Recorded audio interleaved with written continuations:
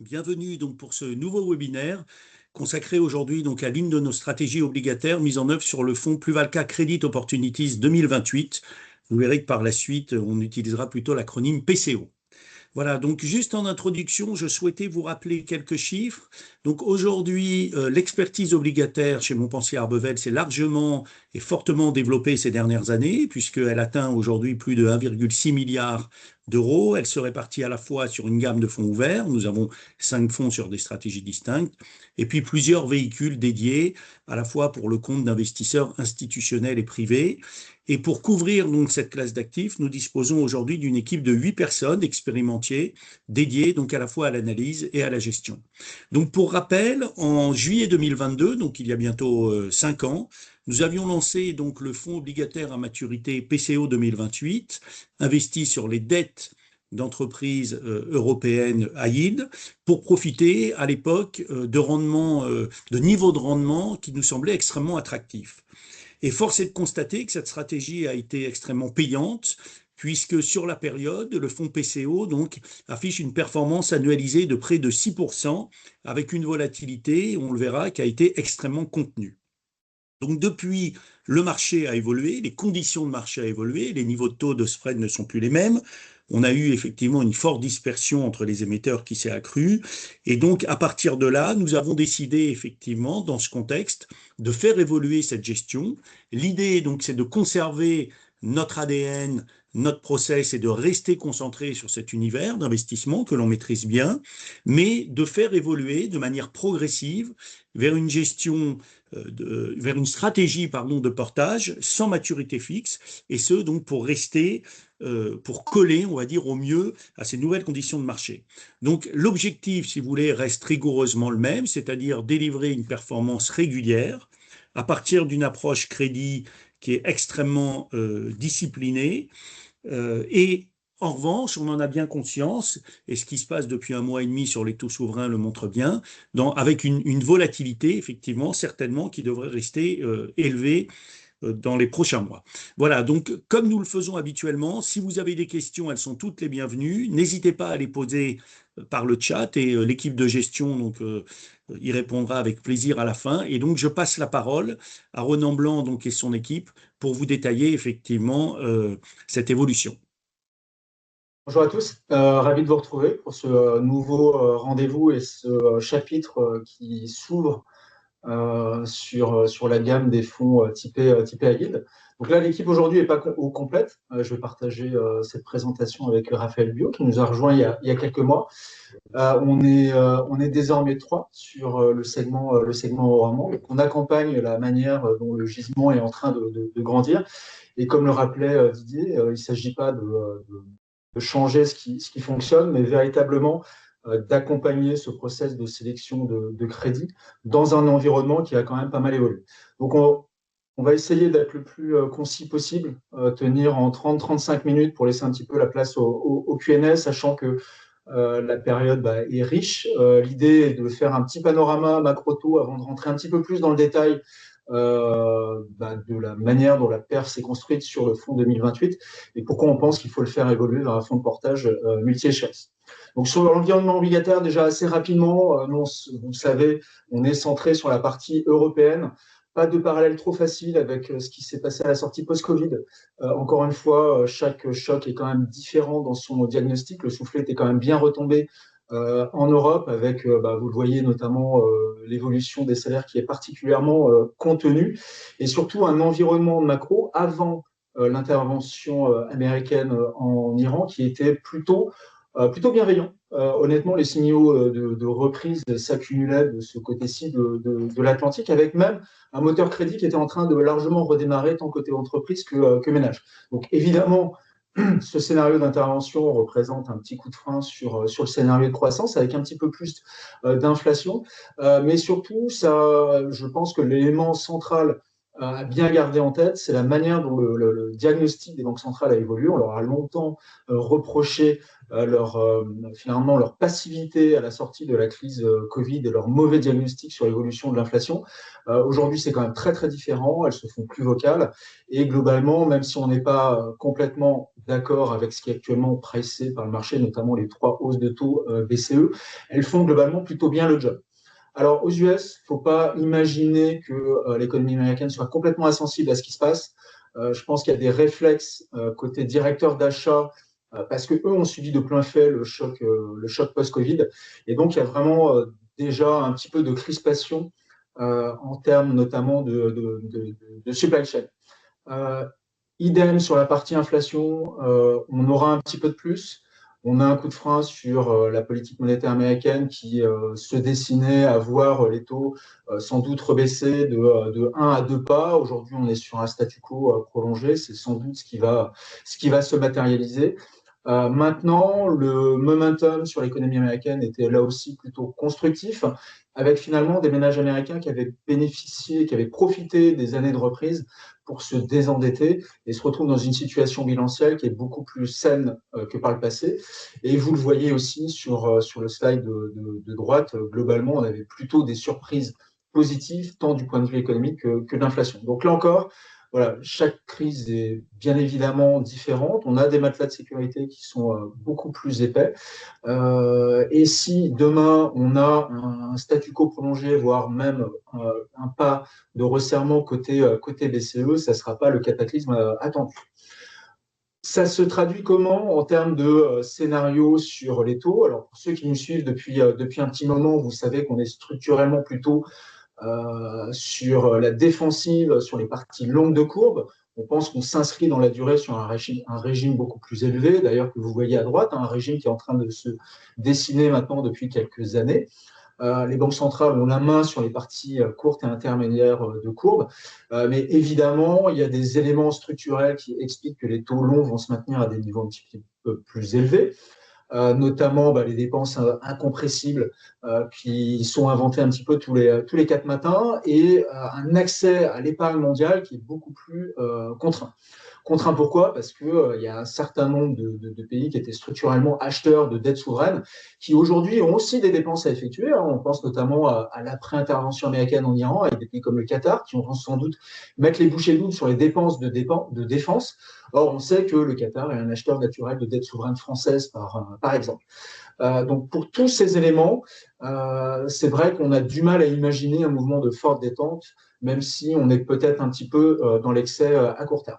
Et on a toujours pensé aussi qu'un maintien à des niveaux plus élevés des taux longs n'était pas vraiment le problème pour nos économies, mais faisait partie de la solution. Alors, je sais que ça paraît peut-être un petit peu contre-intuitif, mais aujourd'hui, c'est une incitation, notamment pour les entreprises, mais pas seulement, aussi pour les ménages, de faire un petit peu plus attention à la dépense. Et finalement, de faire un petit peu le ménage dans leur bilan. Donc, ça se traduit comment? Ça se traduit notamment sur le high yield européen par un maintien d'un levier financier à des niveaux plutôt raisonnables.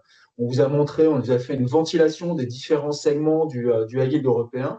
Et vous voyez qu'à part le 3C, où c'est vraiment l'antichambre du défaut, il y a des efforts qui sont faits par les émetteurs pour maintenir ce niveau malgré finalement le ralentissement économique. Une autre manière de traduire cette mécanique-là, c'est qu'on a eu ces 2-3 dernières années une amélioration de la qualité du gisement qui se traduit par des améliorations de notation de la part des agences de rating. Donc ça, c'est pas anodin. C'est une volonté des émetteurs, là encore, de préserver leur accès au financement en essayant de montrer la meilleure image possible.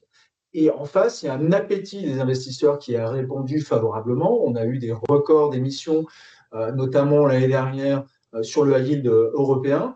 Pour la plupart, plutôt du refinancement. On y reviendra puisque ça a été un marqueur particulièrement positif sur le fonds plus Valka Trade Opportunities 2028. Depuis le début de l'année, ces dernières semaines, on a eu un petit coup de frein, comme vous le savez, avec ce mini-choc sur les taux souverains. Mais le marché est clairement pas fermé. On a pu avoir des épisodes de crise où justement le marché était complètement fermé. Ce n'est pas du tout le cas aujourd'hui. Et ça va permettre justement avec cette stratégie qui évolue, de recharger sur des niveaux de rendement beaucoup plus attractifs. Un slide sur les défauts. Alors, il y a deux dimensions sur les défauts qui sont importantes à garder en tête. Il y a effectivement ce qui se passe, la manière dont les défauts sont matérialisés, surtout le taux de recouvrement. Alors, taux de recouvrement, par définition, ces 2-3 derniers mois, sont à zéro pour la bonne et simple raison qu'il n'y a pas eu de défaut. Mais ce qu'on voit, c'est qu'il y a une tendance plutôt à une amélioration, une hausse de ce taux de recouvrement. Donc, même dans des situations un petit peu difficiles, on se rend compte que la qualité des actifs est au rendez-vous. Ça, c'est un marqueur qui est très différent avec le monde émergent, où, je le dis toujours, hein, à qualité de crédit ou à notation de crédit relativement proche, la vraie différence entre un émetteur émergent et un émetteur occidental, c'est souvent justement cette capacité à recouvrir une partie des actifs, et on est sur des droits qui sont différents. Donc là encore, si vous avez à qualité différente un rendement qui est supérieur, il y a toujours une explication, et l'explication, c'est que la qualité des actifs en Europe et aux États-Unis est quand même de meilleure qualité. Donc l'impact de cette, on va dire, hausse durable des taux longs sur le crédit, en fait graduel. Graduel pourquoi? Parce que tout le monde n'est pas venu se refinancer en même temps. Donc on a complètement en tête que c'est un impact qui va s'inscrire dans la durée. Mais on a des primes de crédit que vous voyez à droite, hein, les fameux spreads, qui restent relativement dans des ranges assez serrés. Nous, on ne pense pas qu'on va corriger fortement. Je pense justement qu'il va falloir apprendre à vivre avec ça. Hein. Souvent, on dit qu'on est en train de voir des marchés qui de plus en plus ressemblent aux pays émergents. Ça veut dire quoi? Ça veut dire qu'il y a de plus en plus une prime positive qui est donnée aux entreprises vs les États, parce que ce sont elles qui font les efforts, ce sont elles qui font attention à la dépense et qui essayent de sécuriser au maximum leur bilan. Donc on a eu un petit mouvement de tension, notamment il y a une dizaine de jours, qui est venu toujours avec un effet retard. Je pense que le niveau de vol, Didier le rappelait en introduction, a quand même bien baissé de manière structurelle sur cette classe d'actifs. Tout le monde a revu ses allocations plutôt à la hausse pour de bonnes raisons, parce que justement, encore une fois, le gisement est structurellement en amélioration. Donc à la fin des fins, oui, le moteur central de la performance aujourd'hui, c'est le portage.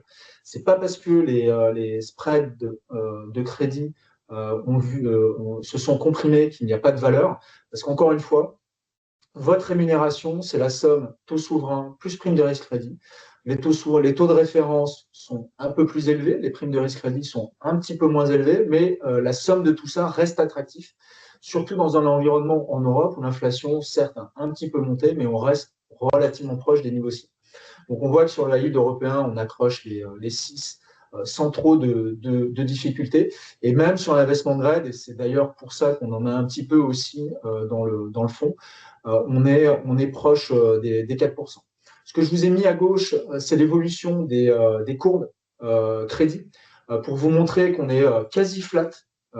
C'est des mouvements qui sont assez rares. On était complètement inversé il y a 2 ans.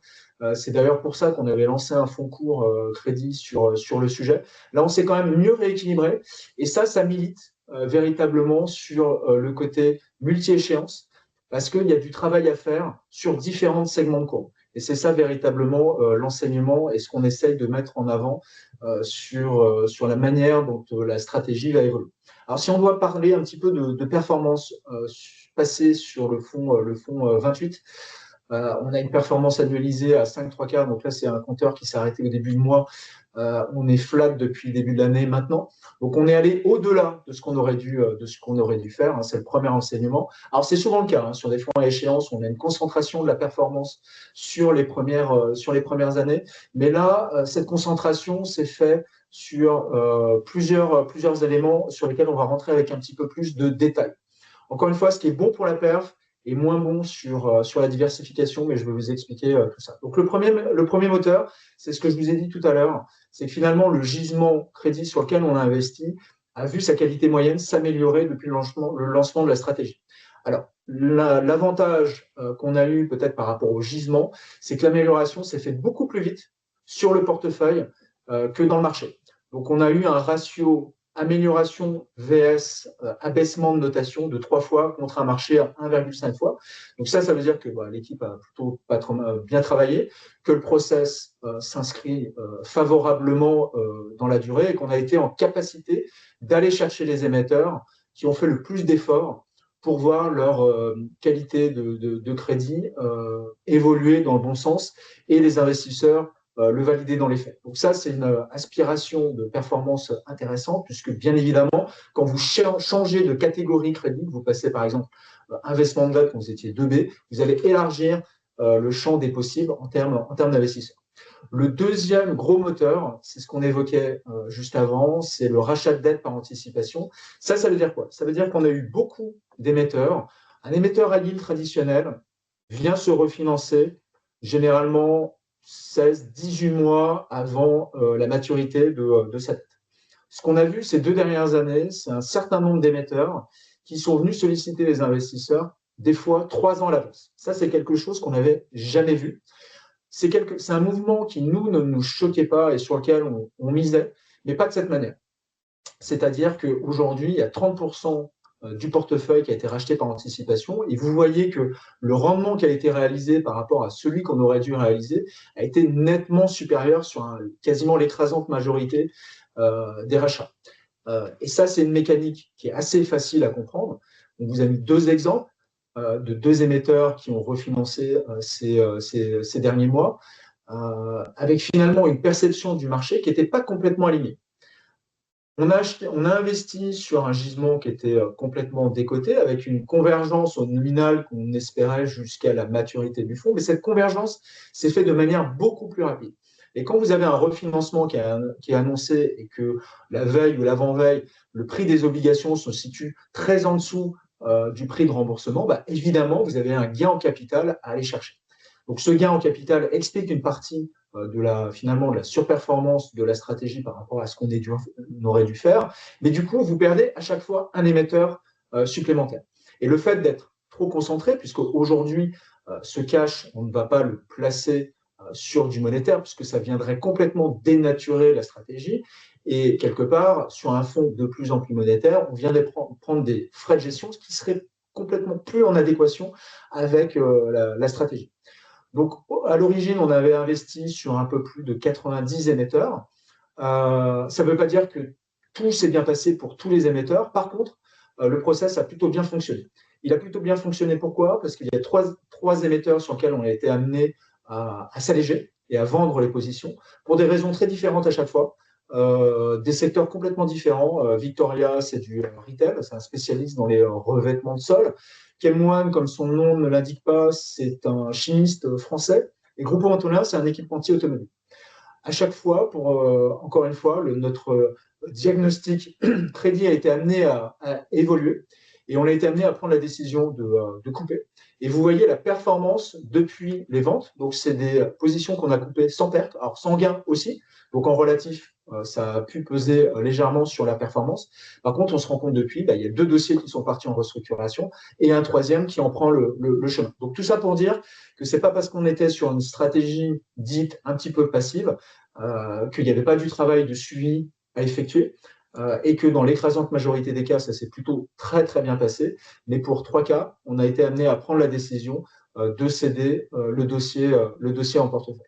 Donc quand on fait le bilan de tout ce qui s'est passé ces derniers mois, et évidemment, on n'anticipait pas finalement une évolution de la stratégie de manière si précoce, mais l'environnement de marché évoluant assez rapidement, on a été, comme d'autres confrères, amenés à se poser la question du meilleur compromis pour l'évolution de cette stratégie. Donc, la première, évidemment, évolution possible, c'est une gestion en extinction. Donc, comme je le disais précédemment, je ne vais pas rentrer plus dans le détail sur cette évolution. On l'a écarté assez rapidement parce que cette dynamique de rachat de dette par anticipation, nous, on pense que ça va se poursuivre. Aujourd'hui, on a perdu 30% de notre gisement. Et on pense que ce mouvement allant en s'accélérant, le risque de concentration est trop fort. Et j'ai toujours dit aux porteurs, que justement, moi, ce que je privilégiais comme stratégie à moyen long terme, c'était une dispersion du risque crédit relativement fort. La deuxième possibilité, et je sais que c'est quelque chose qui a pu être fait par d'autres sociétés de gestion présentant des stratégies relativement proches, c'est un rallongement de la maturité. C'est une espèce de saut de puce. On transforme le 2028 en un 2032 ou que sais-je. Alors, pour rappel, on a lancé un fonds à échéance 2031 en début d'année dernière, donc un peu plus d'un an d'existence. C'est un fonds qui a trouvé son marché puisqu'on est quasiment à 200 millions d'encours, mais avec un positionnement un peu plus leveragé, puisqu'on est sur une notation moyenne 2B- sur cette stratégie contre 2B sur la stratégie 2028. Nous, notre philosophie, c'est qu'on est prêt à accepter un peu plus de vol sur une stratégie datée parce qu'on est en capacité de l'accompagner avec une extinction qui va converger vers la maturité, même si on voit dans notre cas cette maturité, quelque part, on n'ira pas complètement au bout. Donc, cet rallongement, je vais y passer sur 2 slides pour vous expliquer pourquoi on l'a écarté. La possibilité de le transformer, pourquoi pas, en un fonds qu'on appelle vulgairement High Yield Short Duration, donc c'est une duration plus courte, typée High Yield. Là encore, c'était une stratégie qui a plutôt bien fonctionné ces 2 dernières années, mais qui aujourd'hui nous présente des risques trop asymétriques.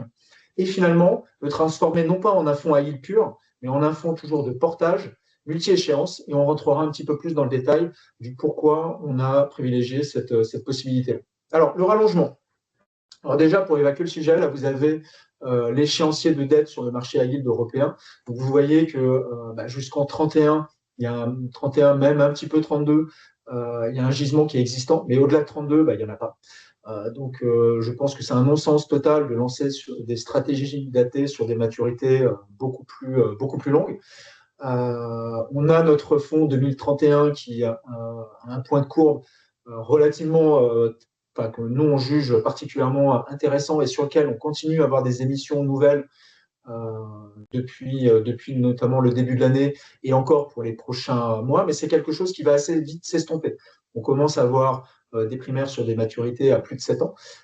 Donc ça, c'est quelque chose qui va enrichir le gisement à partir notamment de la rentrée post-été. Mais aujourd'hui, le gisement 2033 et plus n'existe pas. Le deuxième enseignement, et là je vais m'arrêter 2 secondes, c'est qu'on ne maîtrise pas complètement les horloges. C'est-à-dire que c'est une modification particulièrement significative, notamment du prospectus, qui demande des allers-retours relativement longs avec l'AMF. Et ceux qui l'ont fait, et moi je dis toujours, faire attention aux chocs externes. Encore une fois, depuis 2008, on enchaîne les chocs externes quasiment tous les 2-3 ans. Et quelque part, prendre le risque de faire du saut de puce avec un rallongement très significatif en très peu de temps, si vous faites face à un choc important, vous allez avoir un drawdown significatif. C'est ce qui s'était passé pour un concurrent en 2022 qui avait fait fusionner un fonds 23, un 22 en un fonds 27 et derrière, il y a eu un drawdown significatif, c'est ce que vous voyez à gauche. Et encore récemment, avec un fonds 26 absorbé par un fonds 2032 fin janvier. Et du coup, derrière, vous voyez la différence de contribution de performance s'ils avaient maintenu le fonds de 2026 jusqu'à extinction ou, dans le cas qui a été les leurs, la fusion avec le fonds 2032. Donc finalement, on est plutôt validé dans les faits de ne pas prendre cette option. Alors, le High Yield Short Duration, pourquoi on pense que ce n'est pas une bonne idée aujourd'hui? Alors, sur ce slide qui est assez riche, je vais simplement, c'est assez facile à comprendre. Vous avez le pourcentage de distress sur le segment 2B par tranche de maturité. Le distress, c'est quoi? C'est quand vous avez un niveau de prime crédit supérieur à 10%. Donc, vous voyez que sur les segments courts, inférieurs à 2 ans et 2-4 ans, sur le 2B, on est autour de 10%. Donc, on est sur des niveaux finalement assez élevés, mais beaucoup plus élevés sur le simple B.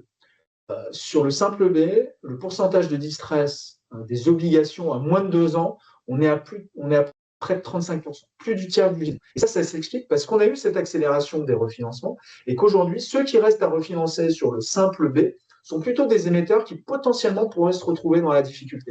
Donc aujourd'hui, le transformer en high yield short duration, c'est prendre le risque finalement d'avoir quelque chose de complètement asymétrique et potentiellement, si on se trompe sur le diagnostic crédit, d'avoir un drawdown relativement significatif. Donc, c'est exactement ce qu'on ne veut pas faire. Par contre, le simple B, en diversification, on le verra, c'est intéressant sur les segments supérieurs, c'est-à-dire sur les émetteurs qui se sont déjà refinancés. Vous voyez que sur le segment 4-6 ans, on est sur un niveau de 6% de distress. Donc, c'est relativement bas d'un point de vue historique et c'est quelque chose que nous, on va être amené à travailler. Finalement, pourquoi le portage multi-échéance? Là encore, c'est un slide qui est intéressant. Alors, on vous présente la densité. Ça veut dire quoi? C'est la distribution des nouveaux coupons. Nous, ce qu'on se propose, c'est que sur les futurs, refinancements, on aille accompagner les émetteurs qu'on aime bien sur leurs émissions nouvelles avec des niveaux de coupons plus élevés. Donc, ça nous permet de bloquer des rendements relativement attractifs ou redéployer sur les vendre des émissions qui nous semblent avoir aujourd'hui peu de potentiel de revalorisation supplémentaire et aller déployer sur des émetteurs qu'on continue à apprécier et qui ont émis ces derniers mois. Donc, ça veut dire que potentiellement, il peut y avoir un petit peu d'overlap avec le fonds 31, mais qui est relativement limité. On est autour des 30%. Mais surtout, ça va nous permettre progressivement, encore une fois, l'enseignement, c'est la progressivité. L'enseignement finalement du coût de volatilité qu'on a eu post-intervention américaine est là pour nous le rappeler. On ne maîtrise pas toujours les points d'entrée, mais ça nous permet aujourd'hui finalement d'intervenir dans de bonnes conditions de marché et on ne regrette pas encore une fois de ne pas s'être précipité dans le diagnostic. Donc si on récapitule un petit peu aujourd'hui en posant les bases de l'évolution de ce fonds. Donc, vous voyez, quand on parle de multi-échéance, c'est bien quelque chose qui est réel. On vous a mis l'échéancier du portefeuille cible sur lequel on se propose d'aller d'ici quelques semaines.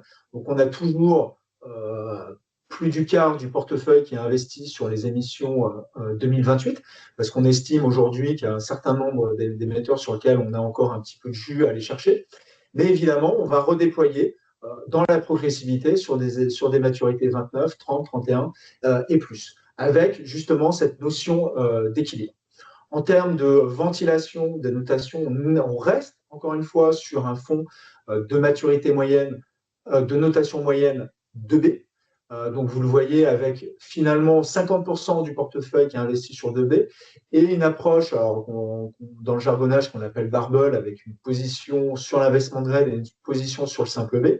Position sur l'investment grade parce que là encore, il y a de la dispersion de performance et des émetteurs 2B sur lesquels il y a de l'intérêt à aller investir. Donc là, c'est 25% des investissements. Et sur le simple B, également 25%. Donc, un juste équilibre aujourd'hui qui nous permet d'aller chercher de la diversification. Le rendement du portefeuille, légèrement au-dessus des 5, contre un fonds 2028, aujourd'hui légèrement au-dessus des 4, et un fonds 31 autour des 6. Donc là encore, on est sur une homogénéité de gamme qui nous semble intéressante, et une dispersion du risque avec quasiment 80 émetteurs en portefeuille, contre 60 aujourd'hui. Je le rappelle, ce risque de concentration qui nous semble beaucoup trop élevé. Alors, l'intérêt du simple B, c'est quoi? C'est qu'aujourd'hui, on se rend compte que la volatilité sur les segments 2B et B, vous le voyez sur ce slide, sont quasiment équivalentes. Donc, ça paraît contre-intuitif, et notamment dans les chocs précédents, mais on continue à penser, et on semble plutôt valider dans les faits, que la principale source de volatilité sur les différents segments obligataires, ça va être le directionnel. Et la partie 2B est quand même beaucoup plus sensible. Et surtout, les émetteurs simple B, ce gisement s'est enrichi de nouveaux noms, souvent des primo-accédants. Et qui dit primo-accédant dit des gens qui n'ont pas spécialement des besoins de refinancement trop structurels. Ça veut dire que si on reste dans un scénario économique à base de croissance molle, mais positive, avec un petit peu d'inflation, c'est un scénario qui est plutôt positif crédit, car incitatif, encore une fois, à ne pas procéder à des opérations de M&A à tout bout de champ. Et les opérations de MNS, c'est plutôt ce qui se passe dans l'investement grade. Un émetteur simple B traditionnel, lui, va plutôt être un peu plus vigilant sur la dépense, encore une fois, et va avoir tendance à vouloir protéger au maximum ses notations. Donc, c'est une source de financement. Encore une fois, ça peut paraître contre-intuitif, mais qui va plutôt avoir un effet stabilisateur avec un niveau de rémunération beaucoup plus élevé. Quand je dis rémunération beaucoup plus élevée, vous le voyez ici, sur la gauche, l'écart de rendement entre les deux segments 2B et B, qui est aujourd'hui plutôt clairement à l'avantage du segment inférieur. Donc, des valorisations attractives, beaucoup plus de profondeur dans le marché, et donc une source de diversification pour des gestions qui se disent actives aujourd'hui. Là, je passe assez rapidement avant de passer la parole à Raphaël. Vous savez qu'on est complètement agnostique d'un point de vue crédit. On a assez peu de financières, on en a un petit peu, mais clairement très peu de bancaires, puisque les bancaires, ce qui est intéressant à jouer, c'est souvent les perpétuels AT1, mais c'est une expertise qui nous semble très spécifique et qui, pour nous, dans des fonds, entre guillemets, multi-échéances, n'ont pas trop vocation à exister, et une dispersion, une diversification du risque avec un maximum de 2,5 par ligne. Mais pour ceux qui nous suivent, c'est quelque chose qui s'inscrit dans la durée. Et pour finir, me concernant, alors une matrice qui a l'avantage de montrer ce qui se passe en termes de stress de marché. Aujourd'hui, sur une rémunération à 5,20, si demain vous portez ce fonds une année avec un mouvement sur les spreads et sur le directionnel de près de 100 BP, vous passez à une perf quasiment flat. Donc, c'est des niveaux de stress relativement significatifs. Donc, c'est vraiment tout l'intérêt du portage. Hein. On n'est pas en train de dire que c'est un fonds tout terrain, mais le fait d'être multi-échéance avec une dynamique de diversification au rating importante et un niveau de rendement relativement attractif, c'est un matelas de sécurité significatif dans ces périodes de volatilité relativement forte. Merci beaucoup, Ronan. Donc, moi, je vais vous parler un petit peu du processus et de l'approche d'investissement. Une équipe de 3 avec Ronan qui pilote la stratégie macro au sein du fonds et aussi l'allocation d'actifs. Thomas qui est à cheval entre la gestion d'actifs et le pilotage de l'analyse crédit avec un biais sur l'analyse fondamentale, le taux de recouvrement et la valorisation. Et moi qui suis sur l'analyse fondamentale. On a une approche collégiale des dossiers très complémentaire et qui est basée sur 5 piliers. Le premier, c'est le screening et l'idée, grâce à des opportunités sur le marché primaire et secondaire. Et ensuite, avec une analyse crédit approfondie sur l'opérationnel, mais également sur la qualité financière des entreprises. Nous essayons ensuite de pouvoir analyser cette boîte comparée aux différents peers, aux différents pairs de ces entreprises sur leur marché, en essayant de voir si ces entreprises sont riches ou pauvres en termes de rendement. Lorsque nous avons fait ces 3 étapes, nous nous réunissons pour discuter ensemble des facteurs favorables ou défavorables sur le dossier et pour ensuite prendre une décision commune. Lorsque celle-ci est prise, nous nous attachons à avoir un suivi méthodique lié aux différentes publications financières, souvent trimestrielles, des émetteurs, et également des différentes émissions qui peuvent venir de la part de ces émetteurs.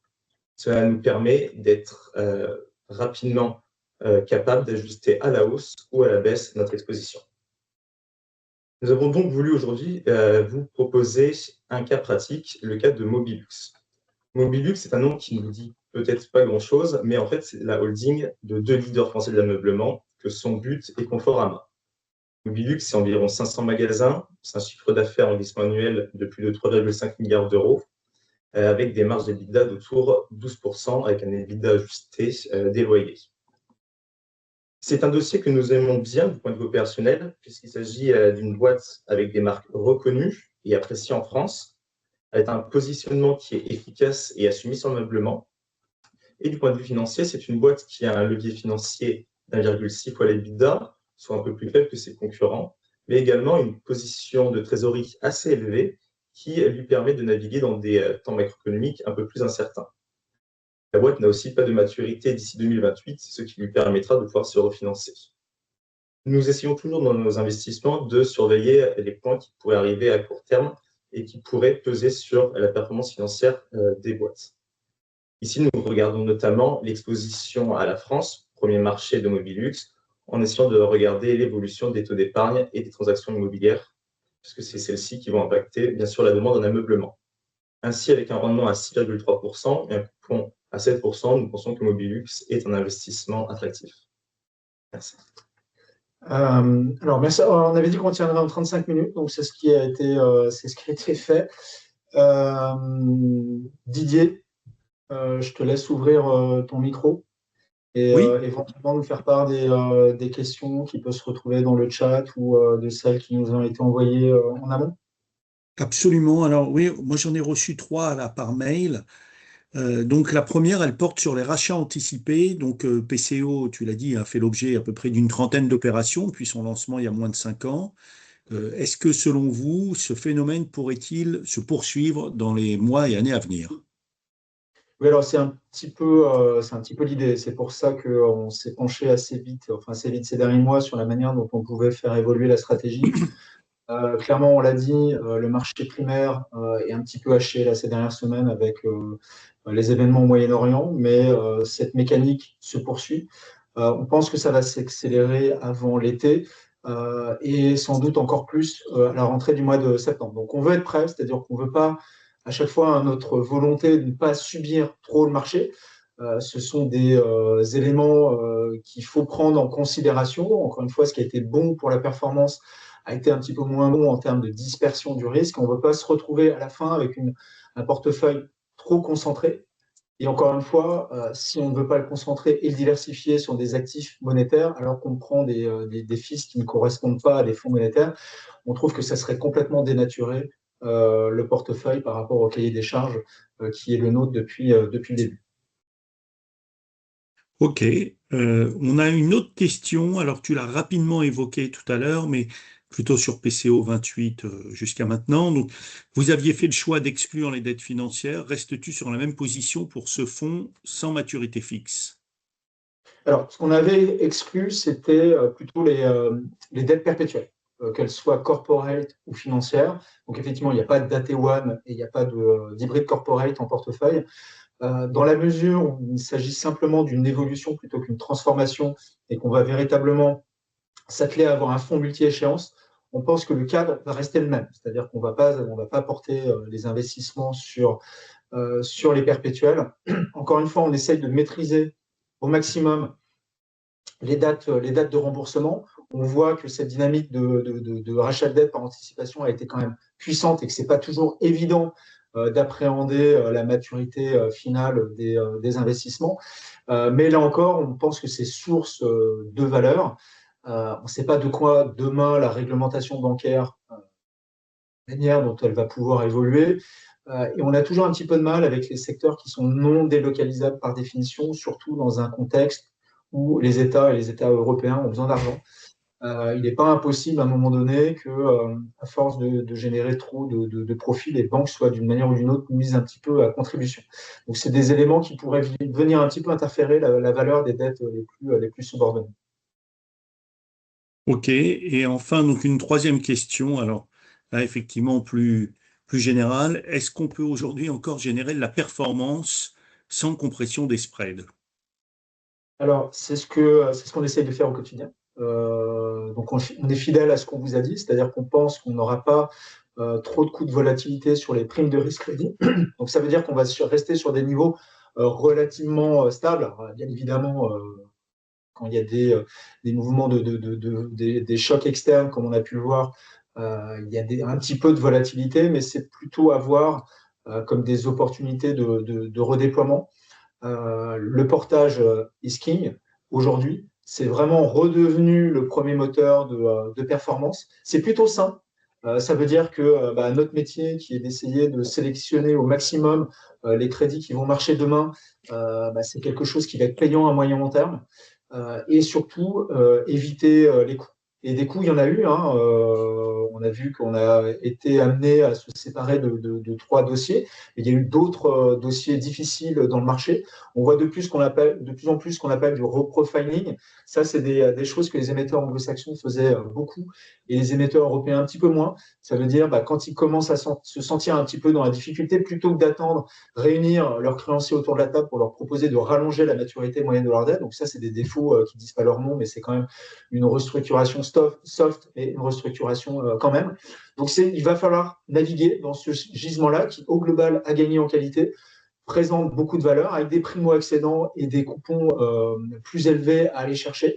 Mais ça demande aussi un travail de fond. C'est pour ça qu'on a renforcé l'équipe et qu'aujourd'hui, on est 3 personnes dédiées au gisement high yield européen.